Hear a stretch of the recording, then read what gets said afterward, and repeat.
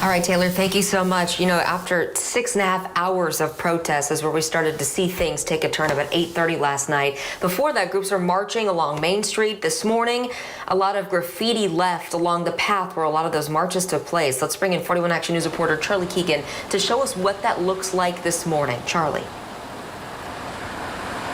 Lindsay, I'm right underneath the American Century Towers near 45th and Main. Let me show you. There's actually graffiti on the sidewalk right here. It says, "Don't shoot," written on the sidewalk. And this is just some of what we're seeing out here and about along the walls. In particular, if we go up here, we see "No Justice, No Peace" spray painted on this wall. I want to show you, though, some video that we've got from all over this area, just north of the plaza along Main Street. To be honest with you, we've seen a lot of anti-cop messages in the graffiti that's on these buildings and whatnot. But we've also seen messages like "Black Lives Matter" and "R.I.P. George Floyd" or "I can't breathe."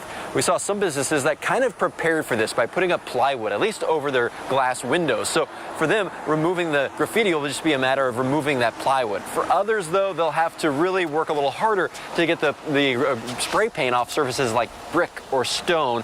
We did speak to some businesses on Saturday who also had graffiti on their facades, and they told us that they were able to use a power washer to get a lot of graffiti off from after Saturday night's protest. So probably something we'll be seeing again here on Monday morning to clean up after Sunday's protests. I'm reporting live here in Kansas City. Charlie Keegan, 41 Action News Today.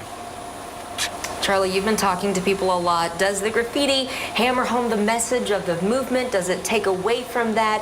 What are people telling you? I'm getting a little bit of both, to be honest with you, Lindsay. Of course, there's some people who say when they look at this, they just see it strictly as vandalism, that somebody who's, defaced this property, this private property. But then there are others who say, maybe the anti-cop messages are a little overdone, but messages like "No Justice, No Peace" do make greater impact when you can actually see them on the streets as you drive around town. A lot of heartache and anguish in those messages, Charlie. Thank you very much. We'll be right back.